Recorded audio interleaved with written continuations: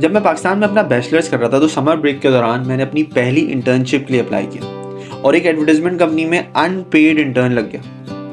Internship का पहला दिन था और मैं बहुत एक्साइटेड था। मैंने अपने सबसे अच्छे कपड़े निकाले और ज़बरदस्त तरीके से तैयार हुआ।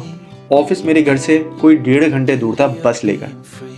कराची की गर्मी और बस का रश, कपड़े थोड़े ख़राब हो गए मगर आज मैं हार मानने वाला नहीं था। आज ज़िंदगी की नई शुरुआत थी और अब से सिर्फ ऊपर की तरफ जाना था। यही सोच के मैंने ऑफिस की बिल्डिंग एंटर की और एंटर होते ही मैं हैरान रह गया। यहाँ की वाइब ही अलग थी।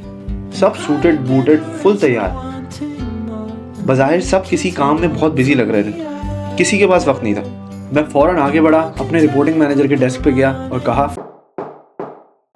अस्सलाम वालेकुम, आज मेरा पहला दिन है, मैं यहाँ पे इंटर्न लगा हूँ।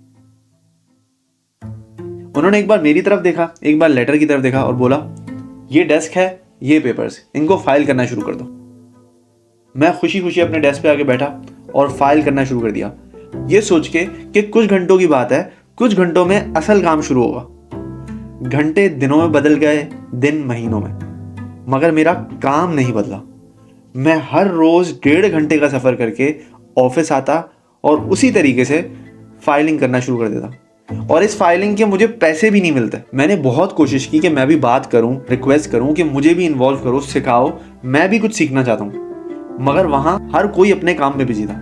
इंटर्न्स के लिए किसी के पास भी टाइम नहीं था। कभी कभी तो मुझे ऐसा लगता था कि मेरे अंदर इनविजिबल होने की सुपर पावर आ गई है, कोई मुझे देख नहीं सकता, सुन नहीं सकता। और इस गलत फहमी को भी दूर करने के लिए मेरे पास रोज एक बंदा आ जाता था जिसका नाम था अनीस भाई। ये शख्स रोज मेरे पास लंच टाइम पे आते और हमेशा एक सवाल करते, और भाई इंटर्नशिप कैसी आ रही है? हाँ भाई इंटर्नशिप कैसी आ रही है? और इंटर्नशिप कैसी आ रही है? और मैं हमेशा एक जवाब देता, सही जा रही है। मैं कभी भी उनके सवाल पे तवज्जो नहीं देता था, क्योंकि जहाँ एक तरफ सब के सब बहुत सूटेड बूटेड रहते थे, अकड़ में रहते थे और अपने आप को बॉस समझते थे, ये बंदा बहुत ही सिंपल था, हमेशा मामूली कपड़ों में रहता था और हर किसी से हंस के बात करता था। ये मेरी क्या हेल्प करेंगे, मैं हमेशा यही बात सोचता था। लेकिन रोज रोज के सवालों से एक दिन मैं भी तंग आ गया और बोल पड़ा, भाई दिख नहीं रहा, रोज की तरह यहाँ बैठा फाइलिंग कर रहा हूँ। ये सुनकर उनका स्माइलिंग चेहरा थोड़ा सीरियस हो गया। उससे मैं वो मेरे मैनेजर के पास गया और मुझे लगा शायद मेरी कंप्लेन करेंगे।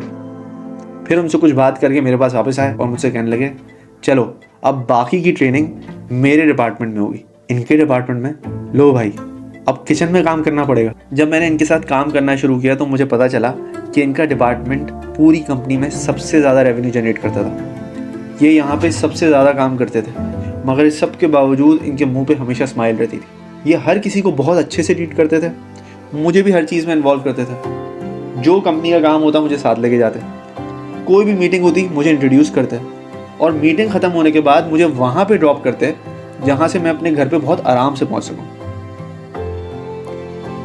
मैंने अपने 3 महीने की इंटर्नशिप में सिर्फ 15 दिन अनीस भाई के साथ काम किया, मगर इन 15 दिनों में जो मैंने सीखा वो मेरे 4 साल के बैचलर से ज़्यादा था। और सबसे इम्पॉर्टेंट चीज़ जो मैंने सीखी वो ये थी कि डोंट जज a book by its cover. हम किसी के कपड़ों से या पोजीशन से किसी की पर्सनैलिटी का अंदाज़ा नहीं लगा सकते। मेरे हिसाब से अगर आपको किसी की रियल पर्सनैलिटी देखनी है तो ये देखें कि वो अपने से छोटों को कैसे ट्रीट करता है। उन लोगों को जो उसे कोई फ़ायदा नहीं पहुँचा सकते, या फिर वो लोग जो उसे कोई नुकसान नहीं पहुंचा सकते।